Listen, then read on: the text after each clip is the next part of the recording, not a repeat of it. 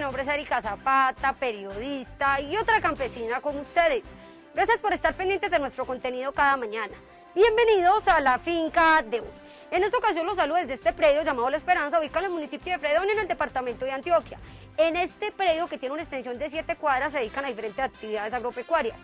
Una de ellas es este cultivo para elaborar diferentes productos como la pomada, aceites. Hay que ponerle mucho cuidado porque fácilmente le dan plagas. En el siguiente informe desde el departamento de Risaralda veremos cómo hacer una correcta cosecha del cultivo del lulo, teniendo en cuenta cada una de las etapas, incluyendo la del transporte. Además les hablaremos sobre una de las enfermedades que más afecta a los cítricos, que en 6 años ha afectado el 5% de la producción nacional de 6 departamentos. Acompáñenos en este recorrido agropecuario por Colombia.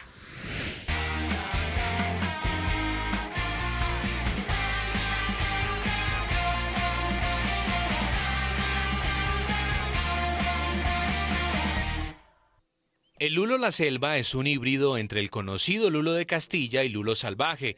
Esta variedad fue desarrollada hace más de 20 años por la Corporación Colombiana de Investigación Agropecuaria Agrosavia con el fin de volver a este fruto más resistente a plagas y enfermedades.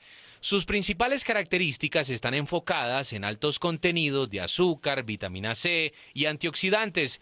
Esta variedad tiene un uso industrial y su pulpa se comercializa para la elaboración de jugos, mermeladas, aderezos, entre otros. La finca de hoy se trasladó hasta el municipio de Santa Rosa de Cabal, en Risaralda, para conocer los parámetros de calidad que se tienen en cuenta durante la comercialización del fruto, en donde se contemplan estados de maduración, sanidad del cultivo, empaque y transporte. Las características principales que se deben tener en cuenta o parámetros de calidad es el estado de maduración del fruto. Este fruto no se debe dejar madurar mucho porque se abre. Entonces maneja un rango de maduración entre pasar de verde a pintón hasta pintón. Ahí es el punto ideal donde ya ha fijado azúcares y la pulpa tiene alto contenido de azúcar, llegando a hasta 14 grados Brix. Otros parámetros son los que se tienen como con otras variedades de fruta. Frutos sanos, sin enfermedades, sin golpes, sin problemas de contaminación por microorganismos o agentes externos que se obtienen en la poscosecha. En la finca del Teruel, la cosecha se divide de la siguiente manera. Entre los 60 y 90 días posteriores a la siembra se espera la floración. Una vez culmine esta etapa, se dejan transcurrir 5 meses, tiempo ideal para la cosecha.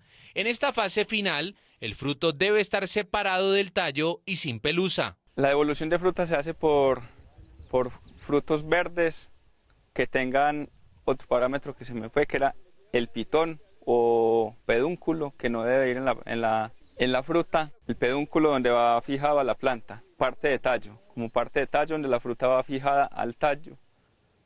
Ese no debe de ir.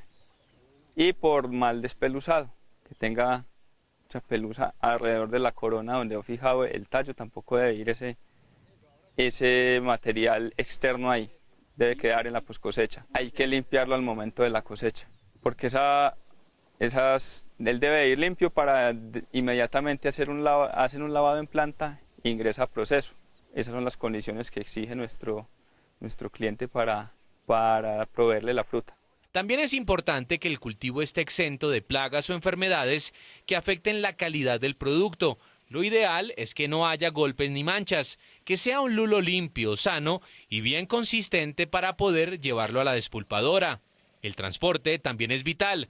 De este depende que todo el trabajo anteriormente mencionado valga la pena y no se pierda. Otros parámetros que tienen en cuenta es el empaque, que vienen canastillas que no superen los 20 kilos para que no haya maltrato de la fruta. El transporte, que no esté contaminado por heces de animales o otros agentes externos que se puedan obtener ahí en el transporte de esta fruta, hasta un acopio temporal que hacemos en la asociación para luego despacharlo a la planta de proceso en Tuluá. Anualmente, la Asociación de Productores de Lulo de Santa Rosa de Cabal produce más de 200 toneladas de este fruto. Es por ello que deben cumplir con dichos parámetros de calidad para que la comercialización sea exitosa y genere los ingresos esperados.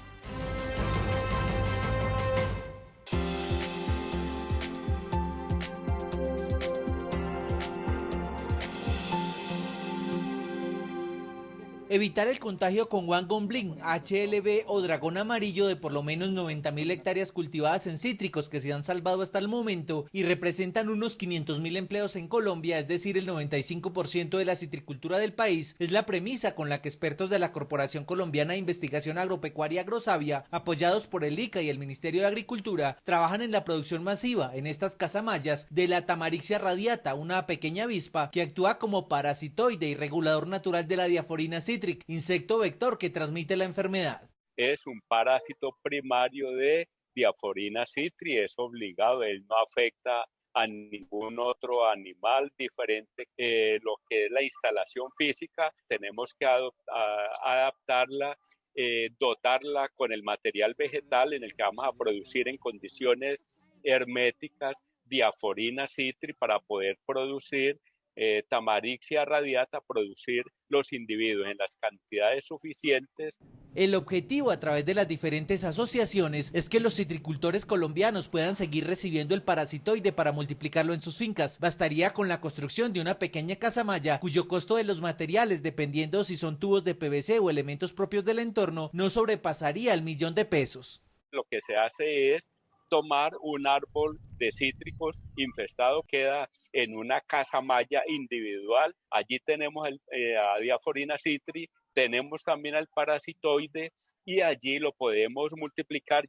Un árbol bien tenido, bien podado, normalmente nos da 3 metros en cubo. Lo que hacemos es una casita hecha en guadua, ¿sí?, que posteriormente vamos a forrar en malla antitrips y antiácaros. Le hacemos con velcro una puerta doble para garantizar de que tengamos elementos de bioseguridad. La parasitación hace parte del control integral de la Diaphorina citric, insecto portador de la enfermedad, que es una bacteria y se transmite cuando la diaforina se posa sobre las plantas para alimentarse de su savia. Se recomienda no dejar de lado el control estricto del material de la propagación, los trabajos con hongos entomopatógenos y la aplicación de químicos, los cuales deben regularse. Siendo un parasitoide es susceptible a los insecticidas, no tendría presentación. Que hagamos todo un esfuerzo de producir el parasitoide que requiere unas condiciones especiales y que cuando ya se mande a los territorios sea recibido con un insecticida antes, durante o después de la liberación. Van a tener al vector, van a caer con cualquier cantidad de insecticidas para controlarlo y vamos a tener un pequeño problema ahí sí, que la fruta va a contener unos límites máximos de residuo superior a lo que son los estándares internacionales y ahí sí que no va a haber absolutamente citricultura con posibilidades de exportación. La enfermedad de origen asiático apareció en 2015 en La Guajira y hasta ahora se ha diseminado por otros 6 departamentos, afectando el 5% de la producción nacional. El contagio con la bacteria se puede evitar al diagnosticarse a tiempo. Los primeros síntomas se manifiestan básicamente en las hojas. Este síntoma se conoce como moteado asimétrico. Y la característica para un productor identificarlo es que al tomar la hoja en sus manos, uno va a ver que dividiendo la hoja por la nervadura central, a la mano derecha nosotros vemos un dibujo de colores entre verde y amarillo que va a ser totalmente diferente con el dibujo que hay a mano izquierda. Se pueden ver ramas secas que empiezan desde la copa del árbol, se conoce como muerte regresiva, y en fruto nosotros podemos observar que el fruto está deformado y que cuando se hace un corte transversal a ese fruto, nosotros vemos que ambos lados del fruto también son diferentes, siendo un lado mayor que el otro. La utilización de solo plántulas certificadas e injertos es fundamental para evitar contagios. La enfermedad no se transmite mediante las tijeras de poda ni cosechadoras, tampoco queda en los suelos después de la erradicación del árbol contagiado. Es una bacteria que está solo en el floema de la planta. El floema de la planta son los vasos conductores de la planta y el floema es el que lleva de hojas a los otros órganos de la planta todos los productos que se sintetizan durante el proceso de fotosíntesis. Es muy importante que no haya movimiento de material de cítrico, con esto me refiero tanto a material de siembra. En el caso de manejo de las frutas para la comercialización, estas frutas deben ir limpias, deben lavarse, no deben tener pedúnculos, porque en los pedúnculos pueden llevarse ninfas, que son los inmaduros del insecto vector y estas ninfas pueden llevar en su interior la bacteria. Otra recomendación está relacionada con evitar que en el cultivo haya alguna de las 56 variedades de plantas que puedan ser hospederas de la diaforina, especialmente las del género Rutaceae citrus. Es el caso de Swinglea glutinosa, que se utiliza mucho como cerca viva, y en Murraya paniculata se conoce como mirto o azahar de la India. Es una planta que se utiliza para jardinería. Tiene unas flores blancas parecidas a las de cítricos. De tener ese tipo de plantas, los controles deben aplicarse de la misma manera que con el cultivo de cítricos. La estrategia de parasitación exige conocimiento específico del insecto vector, que se reproduce rápidamente y vive hasta 30 días. Este debe parasitarse únicamente durante los primeros 10 días de vida. A mi fondo, cultivos de café, plátano, maracuyá, gulupa, entre otros productos, y también Cerro Bravo, uno de los íconos de Antioquia junto con Cerro Tusa. Y aunque para nosotros termine este capítulo, sabemos que para ustedes apenas inicia el día.